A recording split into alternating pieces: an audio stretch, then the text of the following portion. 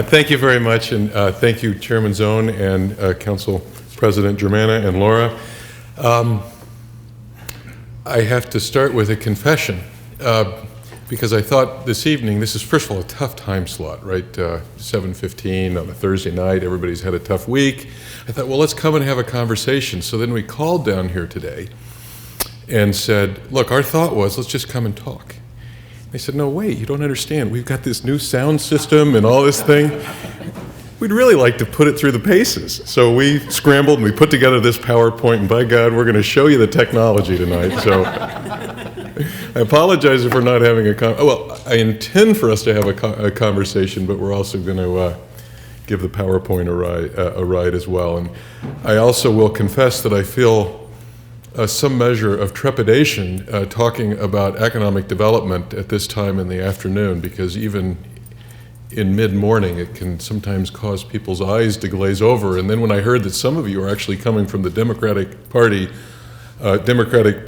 holiday event, where you may have had 1 or 2 or 3 drinks, I thought, oh boy, I'm really in trouble. So to combat that, I thought we'd start with a little game.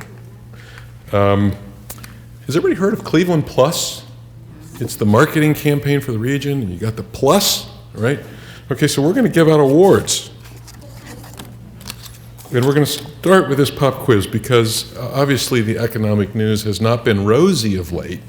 So we thought it might be useful to remind ourselves that when you look past some of the cycles, there's actually some reasonable things going on. So question number 1.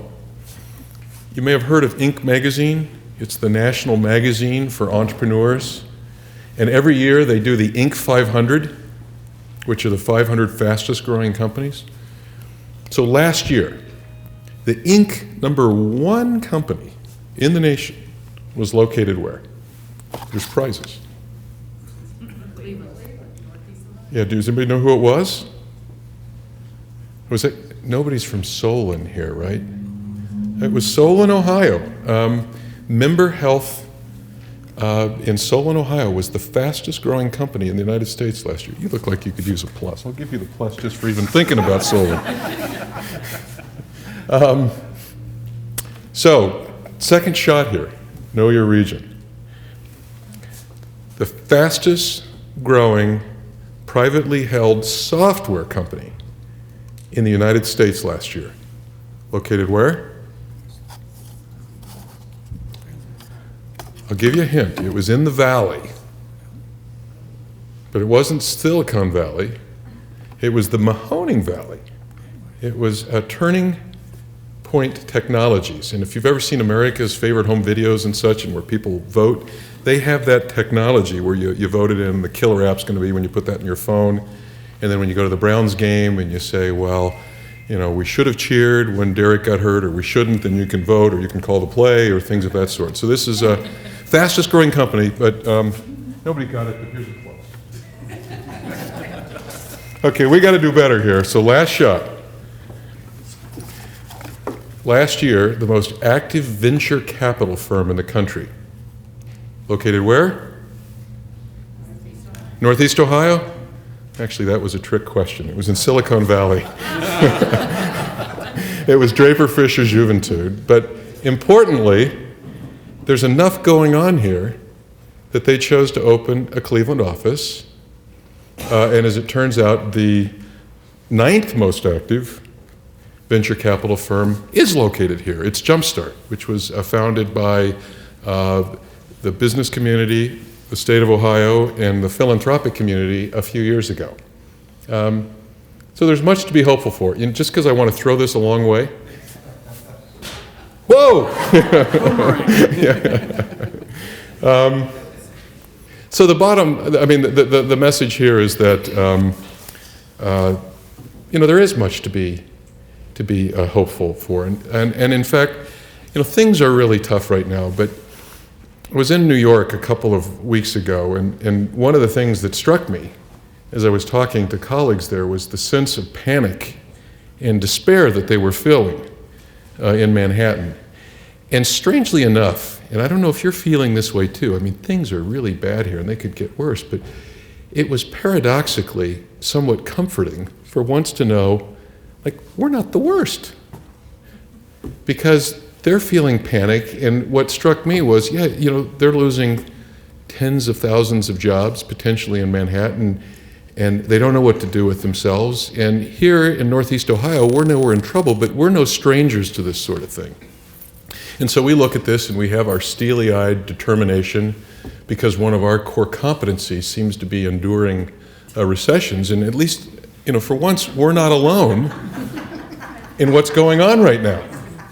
And so while the rest of the country panics, we're just girding ourselves to see the next round of all this. And I say that because as we and as you, as leaders in your community, batten down the hatches to see your way through this cycle, the real trick for us is going to be, how do we position ourselves to come out on the other end? Because I've gone back and I've looked at the data, and if you look at the last couple of economic cycles, what you see is the country goes down, we go down, the country comes up, we didn't come up, country goes down, we go down, country comes up, we didn't come up, the country's gone down again. And so the question will be, what will happen this go around? Will we take the steps now to position ourselves for what comes out the other end? And that will be the real test for us, I believe. In addition to making sure basic human services are met, the real test for us will be what happens. I don't know whether it's going to be 2010, 2011, but can we come up with the rest of the nation? The two takeaways for tonight are these. One, there is a plan, and as hopefully you saw, and we'll talk about a little more, it's working. It's called Advance Northeast Ohio. Got a long way to go, but we do have a plan. We know what we need to work on, and it seems to be working. And then secondly is, many of you are already heroes in this journey, but your role as municipal leaders is central in all of this. And we'll talk a little bit about how the old model of how we do things doesn't exist anymore. There's no Messiah that's going to be out there in some great elected position to sort it all out for us, but instead it's going to be all of us, and particularly many of us in the suburbs and elsewhere, that are going to have to sort this stuff out. So you can now roll your eyes back, take a nap. That's what we want you to walk away with here tonight.